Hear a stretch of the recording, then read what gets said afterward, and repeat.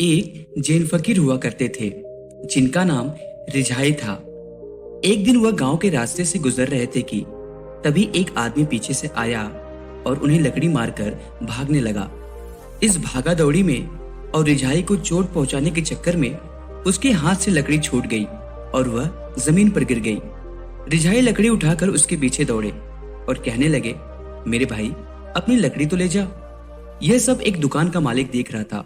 उसने ऐसी विचित्र बात पहले कभी नहीं देखी थी। दुकान के मालिक ने कहा, पागल हो गए हो क्या? वह आदमी तुम्हें लकड़ी मारकर भाग गया और तुम उसकी लकड़ी लौटाने की चिंता कर रहे हो। तब रिझाई ने उस दुकानदार से कहा, एक दिन मैं एक पेड़ के नीचे सो रहा था, तभी वृक्ष से एक शाखा मेरे ऊपर गिर पड़ी। तब मैंने वृक्ष को भी कुछ नहीं कहा था। आज आदमी के हाथ से लकड़ी मेरे ऊपर आकर गिर पड़ी, तो मैं इस आदमी को आखिर क्यों कुछ कहूं? पर उस दुकानदार को रिझाई की बात समझ में नहीं आई, क्योंकि उसे बचपन से ही दुनिया को प्रतिशोध और प्रतिक्रिया की दृष्टि से देखने की आदत पड़ चुकी थी। उसने कहा, रिझाई तुम पागल हो।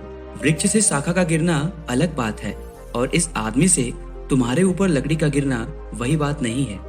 रिझाई कहने लगे, मेरे लिए तो सदा एक ही बात रही है। और यह कहकर रिझाई एक दूसरी घटना सुनाने लगे। एक बार मैं एक नाव चला रहा था और एक खाली नाव नदी के बहाव के कारण मेरी नाव से आकर टकरा गई। मेरी नाव को कुछ हानि भी हुई, लेकिन मैंने उस खाली नाव को कुछ नहीं कहा।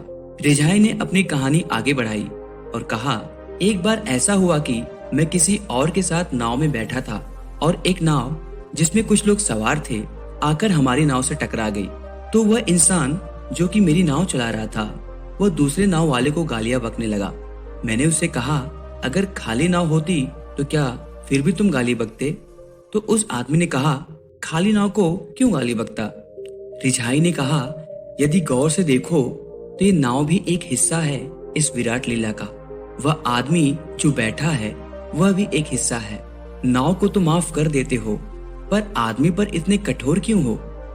रिझाई की यह बात सुनकर शायद वह दुकानदार भी उनकी बात को नहीं समझा होगा, क्योंकि समझने के लिए बुद्ध हो जाना पड़ता है जो अंगुली माल तक को माफ कर दे। हम में से कोई भी नहीं समझ पाता है कि माफ करना होता नहीं है, यह तो अंदर से आता है। और यह एक बार घटित हो जाता है तो आप किसी पर दोष नहीं लगाते, बस माफ करते हैं, क्योंकि रिझाई कहते हैं कि सब उस विराट की लीला है, सब विराट का हिस्सा है। दोस्तों, अगर आपको ये वीडियो दिल से अच्छी लगी हो तो मुझे पूरा भरोसा है कि आप चैनल को सब्सक्राइब जरूर करेंगे। मिलते हैं अगले वीडियो के साथ। धन्यवाद।